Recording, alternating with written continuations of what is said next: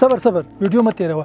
موږ په افغانستان کې د هغو ماشومانو او کورنیو په هکله باندې خبرې کوو چې هغوی په دې یخ ژمي کې د ژوند تیرولو او خوراک لپاره هیڅ امکانات نه لري. جرابې نه لري، جمپر نه لري، بخارۍ نه لري او د سوځولو لپاره لرګي نه لري. موږ د ستونزو ویلو لپاره نه یو راغلي، بلکې د دې لپاره راغلي چې څنګه کولی شو د دوی دغه ستونزې او مشکلات حل کړو. دوی په دې یخ ژمي کې ګرم او نسونه ماړه وساتو. قمر بنسټ تل هڅه کړې چې د بېوزلو کورنیو او په ځانګړې توګه د ماشومانو لاسنیوی په دې یخ ژمي کې او دوی ګرم وساتي.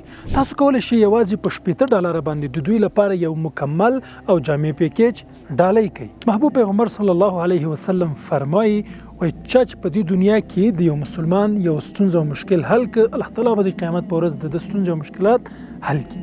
راځئ د خپلو مسلمانانو ورونو ستونزو مشکلاتو کې ورسره مرسته وکړو. تاسو لینکونه پر سکرین باندې ښکاري. راځئ په ګډه د دغو خلکو لاسنیوی وکړو او پر شونډو یو خوله مسکا راوړو.